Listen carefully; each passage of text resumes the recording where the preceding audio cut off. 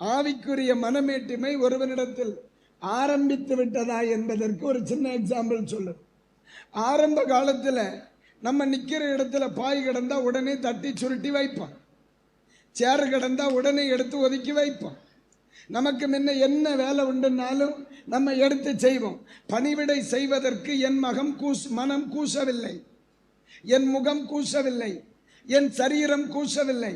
ஆனா இப்ப சபையில கொஞ்சம் கிருபையில், சபையில் கொஞ்சம் வசதியில், கொஞ்சம் அப்படி அப்டேட் வாரேன். இப்ப என் மனம் சொல்லுது, இதை வேற யாராவது செய்வாங்க. நான் சில இடங்களில் இருந்து நான் என் வளர்ச்சியை நான் நினைக்கல. பட் கொஞ்சம் வளர வளர சில இடங்களில் இருந்து நான் என்னை விலக்கிக் கொள்ளுகிறேன். முன் செய்த பணிவிடையை இப்பொழுது என்னால் செய்ய முடியவில்லை. முன்னால எல்லாரையும் மதிப்பேன், ஆனா இப்பொழுது சிலரை மதிக்க என் மனம் மறுக்கிறது. முதல்ல எல்லாருக்கும் கீழ்ப்படிவேன், இப்ப அப்படி இல்லை. சிலருக்கு கீழ்ப்படிவேன், சிலரை நான் கண்டுகிட மாட்டேன். ஒன்னு நல்லா புரிஞ்சுக்கிடுங்க, எனக்குள்ள பெருமை இல்லைன்னு எனக்கு தெரிஞ்சாலே அதுக்கு பேரு தானே பெருமை. புரியல? நான் சொல்லுது உனக்கு புரியுதா இல்லையா? எனக்கு பெருமையே இல்லைன்னு நீ நினைச்சேன்னு வை, அதுக்கு பேரு தான் பெருமை. அல்லேலூயா. சொல்லுது புரியுதா இல்லையா? இதெல்லாம் வாரது தெரியாது, இதுக்கு பின்விளைவு காணும் தான் தெரியும். இதெல்லாம் ஆரம்பம் தெரியாது. எப்படி தெரியுமா? தன் பலன் தன்னை விட்டு போனதை சிம்சோன் என்ன செய்யல, அறியல. சில பலன் நம்ம விட்டு போறது நமக்கு தெரியாது. அல்லேலூயா. நம்ம நினைப்போம் சில நேரத்தில் ஆவிக்குரியவர்கள் கடிந்து கொள்ளுகிறார்களே. மக்களே, ஒரு காரியம் சொல்லுதே, உங்களை எல்லாம் குடல் வெளியே கொண்டு வருகிற அளவிற்கு எனக்கு சிரிக்க வைக்க முடியும். வார்த்தைக்கு வார்த்தை உங்கள்கிட்ட இந்த கையடி வாங்க எனக்கு தெரியும். அது உன்னை நிலநிறுத்தாது, அது தெரியும். அது ஒரு பரவசத்தை கொண்டு வரும், உன்னை நிலநிறுத்தாது. அது உங்களை மகிழ பண்ணுவதற்கோ, உங்களை மேல் பூச்சாய் பூசுவதற்கோ நம்ம பேசலாம். ஒரு பாட்டு பாடி அப்படியே அடிச்சு மூடி கொண்டு போகலையே. தோத்திர இந்த இடத்தில் இடுப்பு வலியினால் பாதிக்கப்பட்ட பிள்ளைகள் 10 நிமிஷம் இருந்தா எல்லாவனுக்கு தான் இடுப்பு வலிக்கும். உனக்கு புரியலையா? உனக்கு தெரியும்டா. ஆனா ஒண்ணு, பிரச்சனையின் நடுவில், நெருக்கத்தின் நடுவில், பாடுகளின் நடுவில், உபத்திரவங்களின் நடுவில் தெய்வீக ஜீவிதத்தை நிலைநிறுத்தணும்னா சீராய் உபதேசிக்கப்பட்டு நடத்தப்பட வேணும். இந்த 3 நாள் விசேஷ கூட்டம் அல்ல ஜீவிதம். இன்றைக்கு ராத்திரி முதல் உன்னுடைய 4 சுவற்றுக்குள் நீ நடத்துவதுதான் ஜீவிதம். ஒரு ஆலயத்திற்குள்ள போய் ஜெபம் பண்ணுகிறது அல்ல ஜெப ஜீவிதம். எந்த சூழ்நிலையில நான் வீட்டில் ஜெபிக்கிறேன் பாருங்க, அதுதான் ஜெப ஜீவிதம். என் அப்பன் அப்படித்தான் நம்மளை உருவாக்குறார். அல்லேலூயா.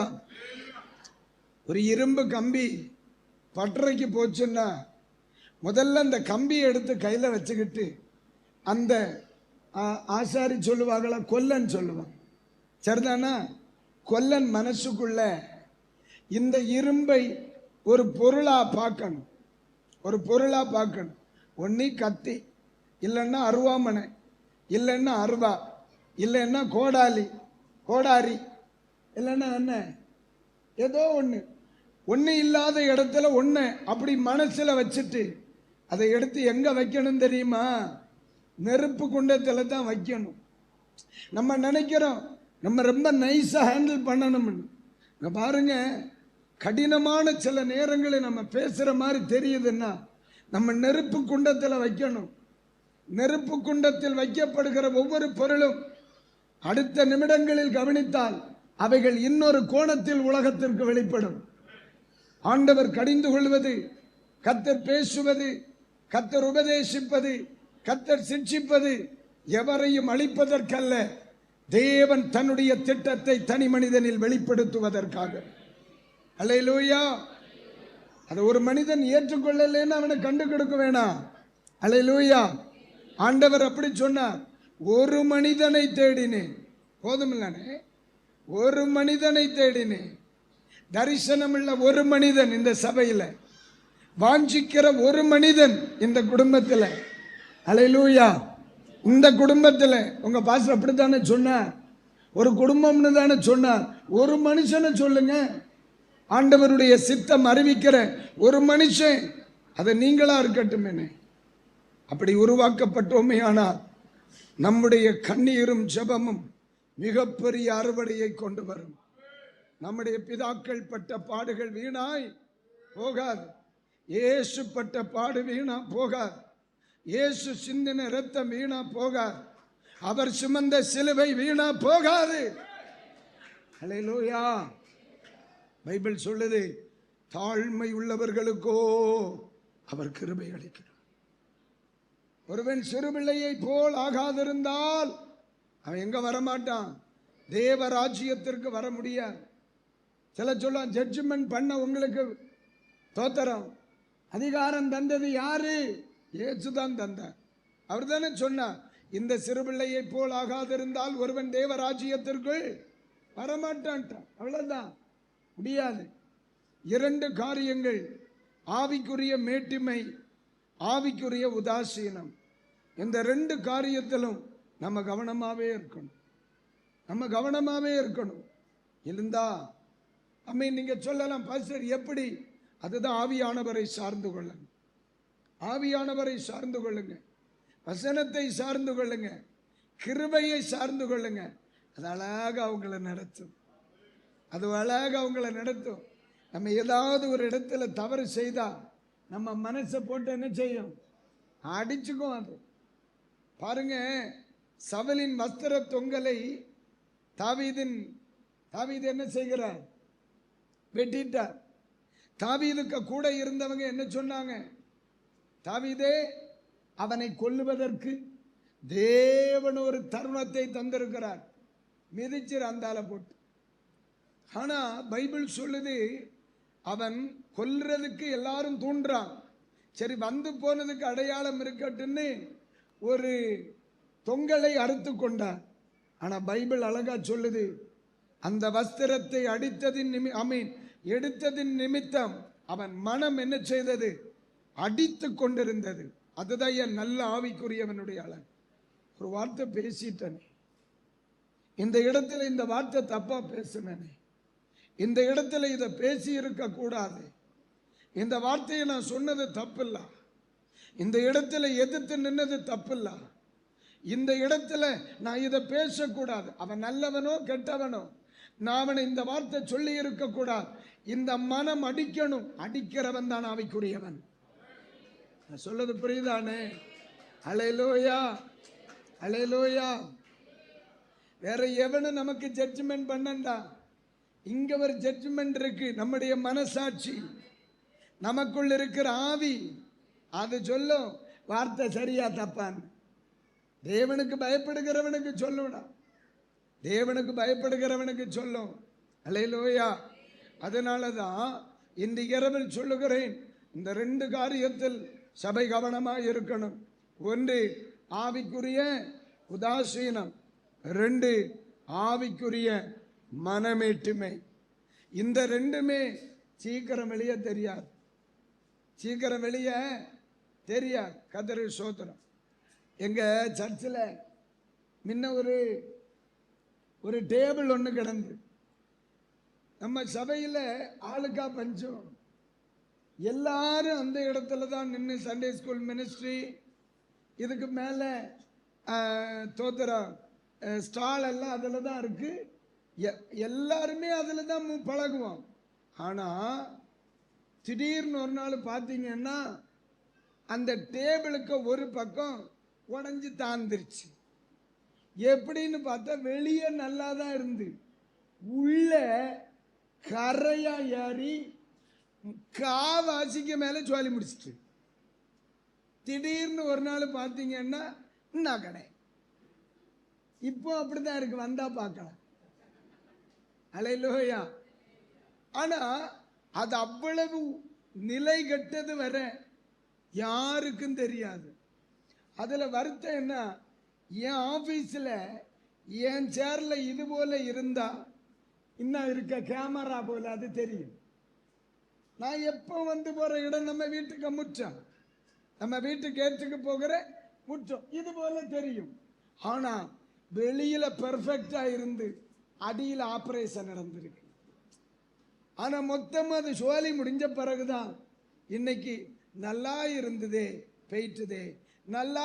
இன்னைக்கு சாயந்தரம் நினைச்சேன் நல்ல ஒரு கவுண்டர் நாசமாக போச்சு. அது ஏன் தெரியுற வெளியே தெரியல. அதே மாதிரிதான் ஆவிக்குரிய உதாசீனம் சீக்கிரம் தெரியாது, ஆவிக்குரிய மனமேட்டுமே சீக்கிரம் தெரியாது. யாருக்கு? அடுத்தவங்களுக்கு தெரியாது, அந்த ஆளுக்கு தெரியும். அல்லேலூயா. அவனுக்கு தெரியும் நான் முன்னால மாதிரி இல்லை, யாரையும் சீக்கிரமா எதிர்த்து பேச மாட்டேன். ஆனா இப்ப நான் பேசுகிறேன். முன்னால யாரு என்ன சொன்னாலும் கேட்பேன், இப்ப என்னால கேட்க முடியல. முன்னால எந்த வேலைக்கும் என் மனம் மடிக்காது, ஆனா இப்ப மடிக்குது. முன்னால ஆராதனை என்ன போகல என்ன பக்க பக்கன்னு இருக்கும், இன்னைக்கு ஆராதனை உள்ளதே எனக்கு என்ன செய்யுது மறந்துடுது. ஓ இன்னைக்கு புதன்கிழமை இல்லேம்பா. ஒரு நாள் நான் இங்கே வெளியே போயிட்டு ஒரு புதன்கிழமை வேகமா வரைஞ்சு வாரேன். வழியில் ஒரு சகோதரர் ரோட்டில் நின்று ஒரு பேசிட்டே நிற்கிறான் செம்பவளையில். அப்போ டக்குன்னு காரை நிறுத்திட்டு கிளாச்சில் என்ன நல்லா இருக்கியா? ஆமாம். வேலைக்கு போனியா? ஆமாம் பாஸ்டர் நேரமாக வந்தேன். அப்படியா? நேரமாக வந்தால ஆலயத்துக்கு போன என்ன? ஓ இன்னைக்கு புதன்கிழமை என்ன? எப்படி எப்படி கூட்டம் உள்ளதை விடு, நாளை மறந்து நடக்காம மனுஷன். இதுக்கு காரணம் என்ன? இதுக்கு காரணம் என்ன? நல்லவர் ஆவிக்குரியவனாய் இருந்திருந்தா அன்னு காலையில் எழும்பி முழங்கால் போடும்போ தனக்கா ஜோமணி இருப்பான், தன் மனைவி மக்களுக்கா ஜோமணி இருப்பான், தன் ஊழியருக்கா ஜோமணி இருப்பான், தன் சபைக்கா ஜோமணி இருப்பான், தன் சபையின் விசுவாசிகளுக்கா ஜோமணி இருப்பான். இவ்வளவு ஜோபண்ணும்போ சாயங்காலம் கூட்டம் உள்ளது ஞாபகத்துக்கு வருமா வராதானே? வருமா வராதா? வருந்தானே? அப்படியானா இவன் இன்னைக்கு தேவ சமூகத்தில் இருந்திருப்பானா? இல்ல இல்ல. இது சொன்னா நான் குற்றக்காரன். நான் சொல்ல புரியுதா இல்லையா? நீ செய்யறது உனக்கு தப்பா தெரியல, நான் இதை சொன்னா அப்ப இது எப்படி சொல், இதுதான் சரி. சில நேரத்தில் நம்ம யாருன்னே நம்ம தெரியல, ஒரு சைட்ல இருந்தே கரையான் சாப்பிடுது பலரை. நீ தெரியாம குரு குரு குருன்னு நடக்க அந்த கால செப்ப கலந்து கிடக்க போற. அதுக்கும் பிறகு வரமுள்ள ஊழியர்களை தேடுங்க, வரம் உள்ளவங்க இருப்பாங்க, உனக்கு உதவி செய்வாங்களா? அல்லேலூயா. அதனாலதான் ஆண்டவர் சொன்னார், உனக்கு கிடைத்த இந்த நாளிலும் உன் சமாதானத்திற்கு ஏற்றவைகளை அறிந்திருந்தால் நலமாயிருக்கும். ஒரு நாள் விலை பெசகாகும்போ ஒரு நாள் பெசகாக முட்டிக்கலாம். வெகு தொலைவில் போனார்.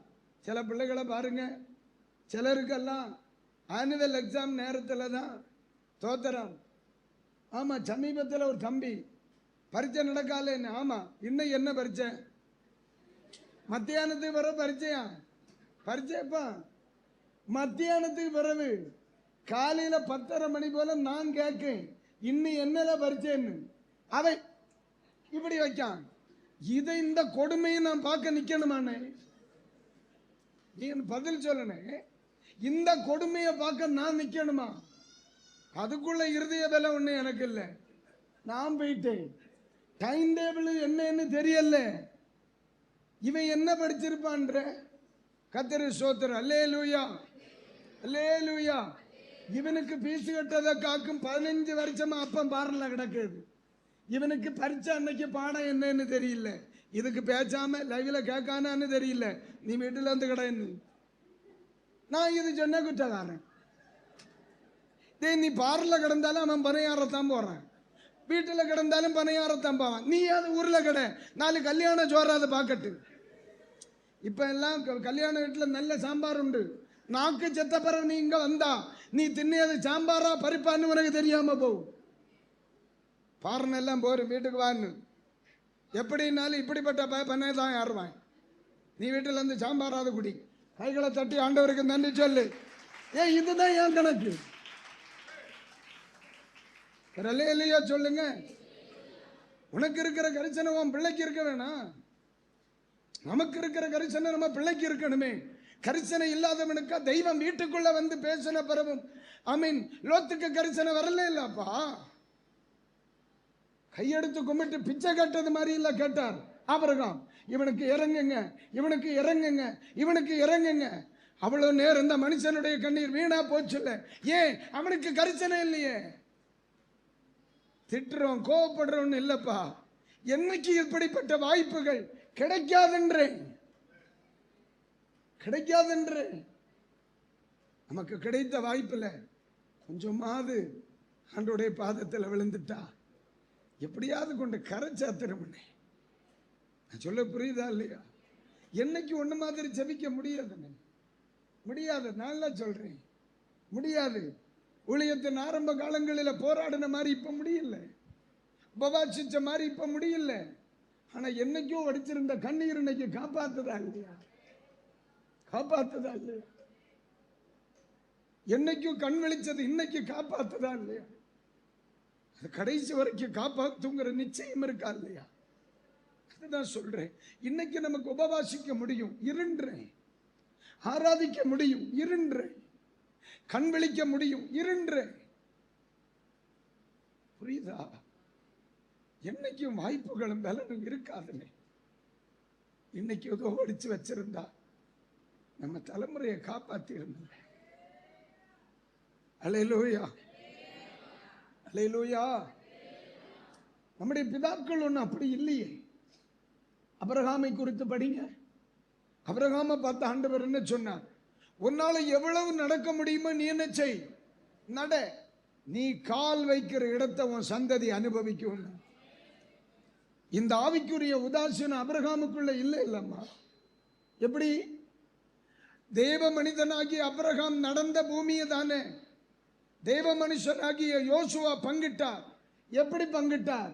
ஆர்வாய் மலை வர உனக்கு, தடிக்காரங்கோண வர உனக்கு, கொலை செய்கிறதுக்கு அந்த பக்கம் நட்டா வர உனக்கு, களியக்காவலையிலிருந்து நெய்யாற்றங்கரை வர உனக்கு. பார்த்து பார்வையினால் சொல்லுவதற்கே வருஷங்கள் ஆச்சு. யோசிச்சு பார்த்திருக்கலானே. அபிரகாம் என்ற பரிசுத்தவான் எவ்வளவு நடந்திருப்பார் இல்லையா?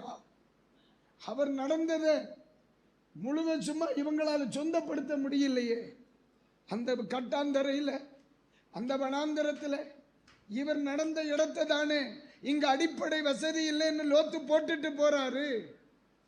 இந்த இடத்துல புல் இல்லை, தண்ணி இல்லை, வாழ வழி இல்லைன்னு விட்டுட்டு போறாருல்ல. அவன் வேண்டான்னு சொன்ன இடத்தை தானே இவர் ஏன் உனக்கு தாண்டா வேண்டாம், என் மக்களுக்கு வேணும்னு நடந்தார்ல. அவர் சோம்பேறியா இல்ல, அவர் சோம்பேறியா இல்ல. அவர் சோம்பேறியா இருந்திருந்தா இன்னைக்கு ஆபிரகாம்ங்கிற பேர் இல்லைன்னு. யாரு? ஏன் யூதாஸ் கேரியோத்துன்னு யாரும் பேர் வைக்கல? ஆனா ஆபிரகாம்னு பேர் வைக்க தவறில்லையே. ஏன்? அந்த பேருக்கு பின்னால உழைப்புங்கிறது இருந்தில்ல, தரிசனம்ங்கிறது இருந்தில்ல. பலன் இருக்கிற காலம் மட்டும் ஓடுறாரா இல்லையா? அவன் என்ன சொன்னான், ஊர் என்ன சொன்ன, உலகம் என்ன சொல்லிச்சு, அவன் என்ன சொன்னான், அண்ணன் அவன் என்ன போட்டான், அவன் என்ன ஜட்ஜ்மெண்ட் பண்ணான், எவன் எந்தால போனான்னு என் தரிசனத்தை நிறைவேற்ற வேண்டியதான்.